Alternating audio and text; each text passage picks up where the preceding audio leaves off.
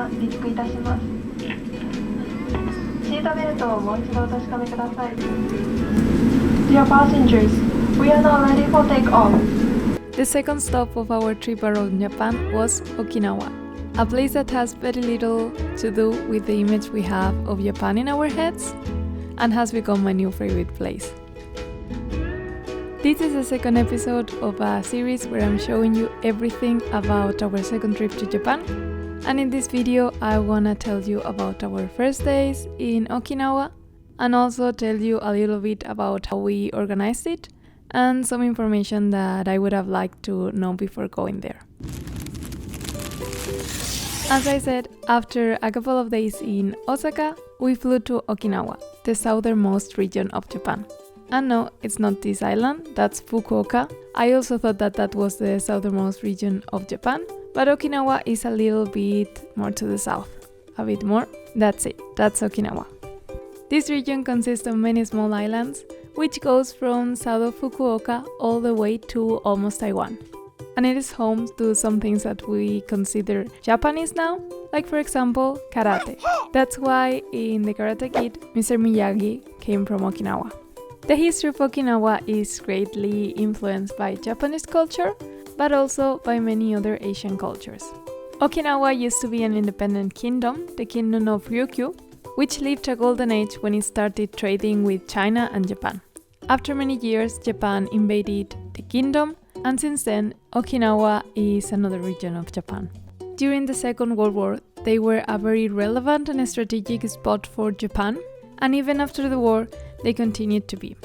That's why there are a lot of US military bases in the islands. The American presence in the islands has had an impact in their culture, for example in their gastronomy, and one clear example is taco rice, one of their most famous dishes.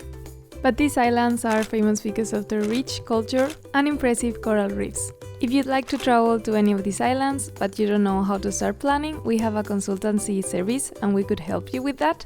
You have all the details in the description to contact us so that we can discuss together how we can help you plan your next trip to Okinawa. But back to this trip to Okinawa, that morning we were headed to Naha. The flight to Naha lasted about 2 hours, and when we arrived, we went directly to the city center. Okinawa Island is the biggest island of the region, and its capital is called Naha. It's located in the south of the island, and although it's not a very big city, it is the biggest city in the region. In the north of the island, there are a lot of beautiful beaches and hotels, but it's not very well connected with public transportation, so we stayed in the city. And the most popular plan if you go to the city is to go to the central market. So there we went.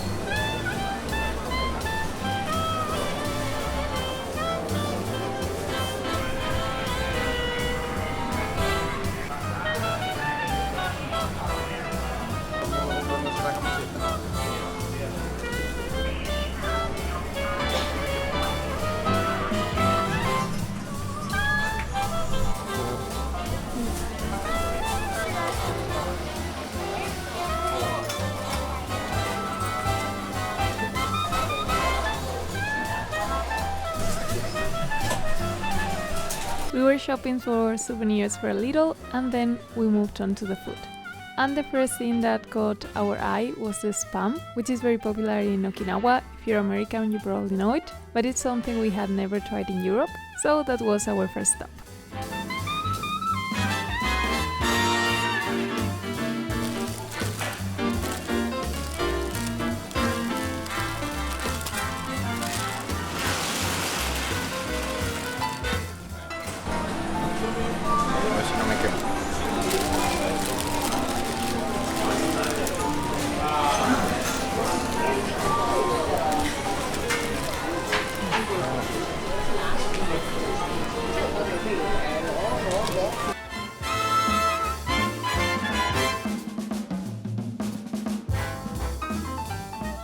And after that, we went to the fish market.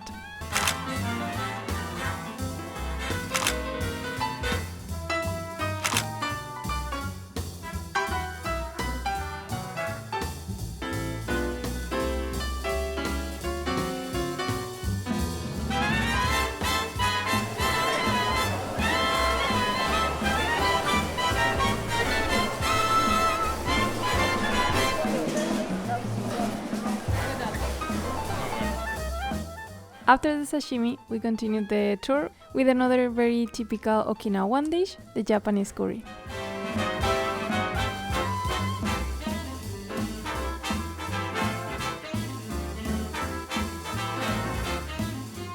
You'd probably think that after this mix we'd be full, but no, we still had a couple of things in our list that we wanted to try, so we went for dessert.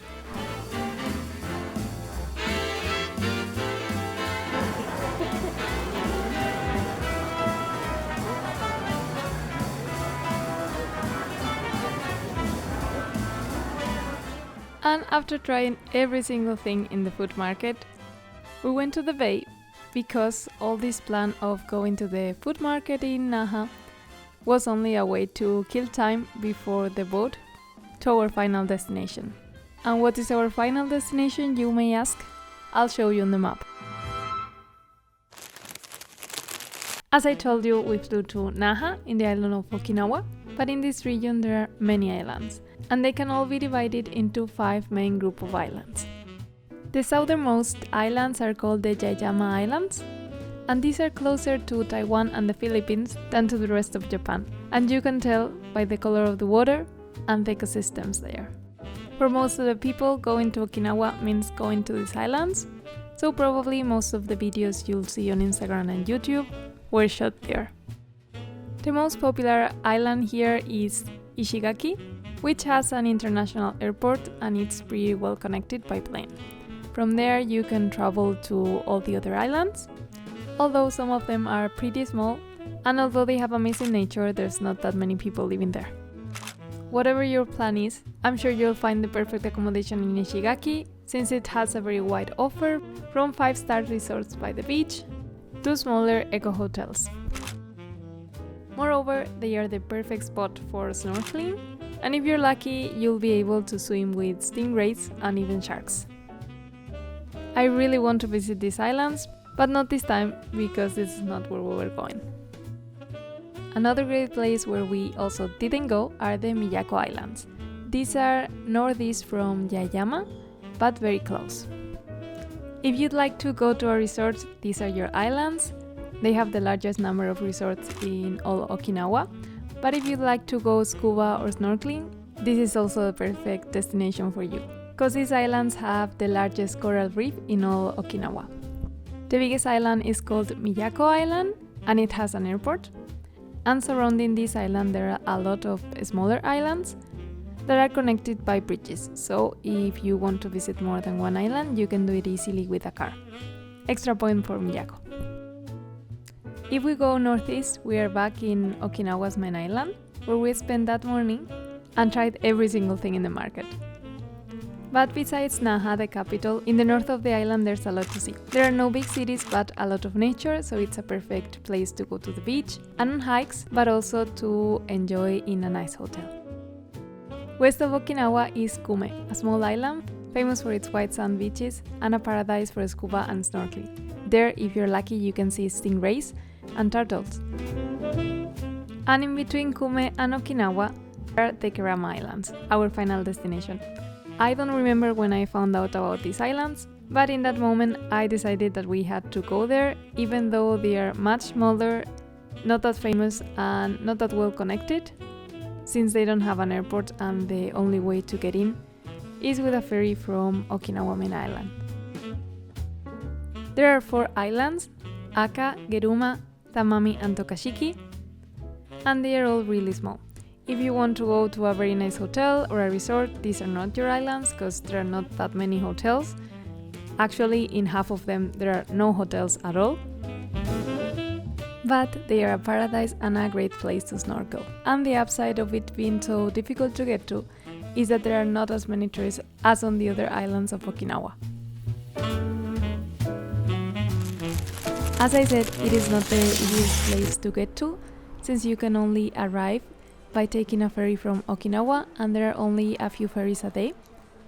The ferry ride takes from 45 minutes to 1 hour and a half, depending on the ferry you're taking, and we were gonna take the express ferry in the afternoon. So we went to the pier, bought the tickets, and got on the boat to our final destination.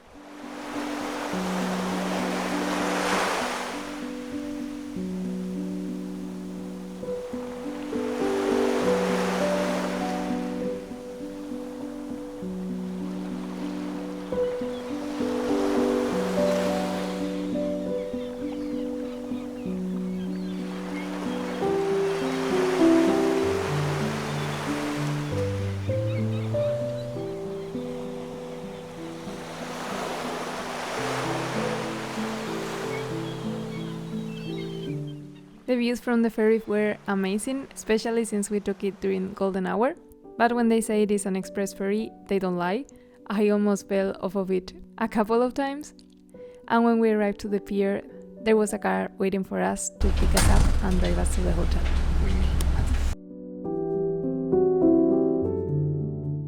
We arrived to the hotel just on time for sunset, so we didn't even check in and we went straight to the beach.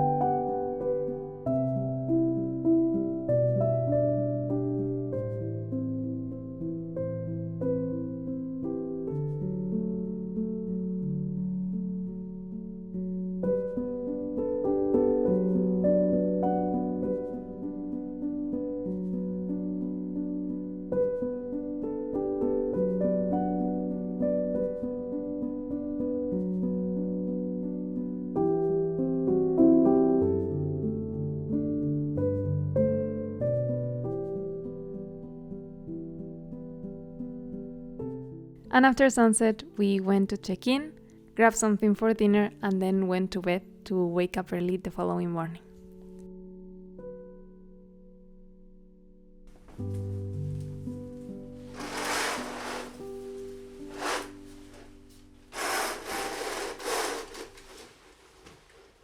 And that's what we did.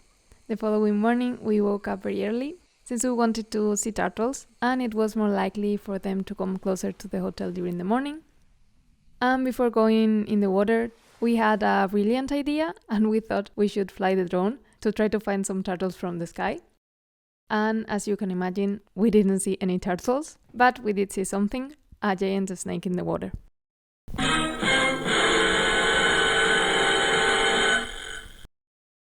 We knew that there are sea snakes in these islands, but in the hotel the staff told us that normally they are not that close to the beach and you can only encounter them if you dive deeper than we were going to and farther away from the beach. So I'm not sure what we saw, but just in case we didn't go to the area where we saw it. But we came to the island to try and see turtles, so a sea snake was not gonna stop us. We went to the water and to be honest, I spent the first 10 minutes or so looking to the sides like every 5 seconds to see if there was a sea snake chasing us. But after a while, I forgot about it and just focused on the turtles and how beautiful everything was. We spent almost an hour and we didn't see any turtles, so I was starting to lose hope. But suddenly Alex made me a signal to go out and he told me that there was a turtle there.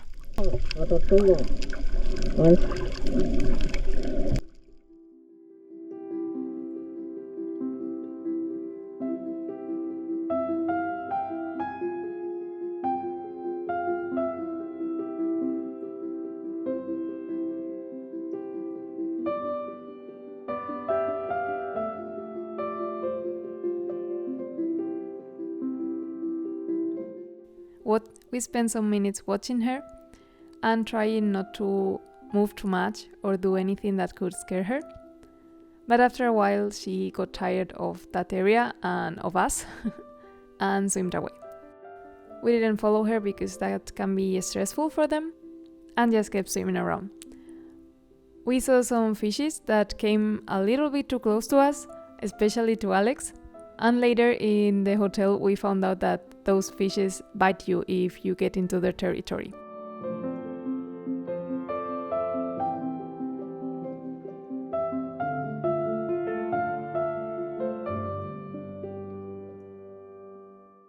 And after a little while, when I was about to tell Alex to go back to the beach, he made some signals because there was a turtle swimming right behind us.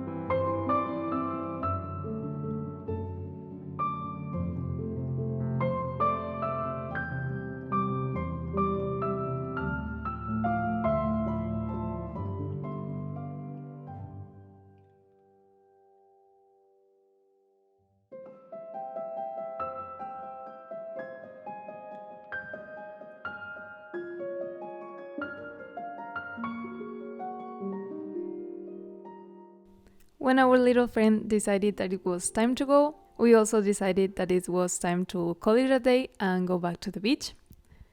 And we were really happy because we had traveled all the way to Kerama just to see turtles, and we didn't know if we were gonna make it, but finally we did. ¿Qué tal?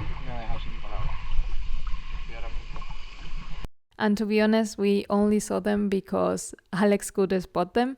Because for me it was impossible to see them even when Alex had spotted them and was pointing at them. After that, we stayed in the beach for the rest of the morning until lunch when we went to the restaurant. Curry japonés para Alejandro y para mí taco rice. After lunch, we had booked a diving activity to go to some reefs that were a little bit farther away from the hotel, but it had to be called off because of the wind and the weather conditions. But to be honest, we were so happy that we had seen the turtle that we weren't gonna complain. So we spent the rest of the day in the beach, which if you ask me was a pretty nice backup plan.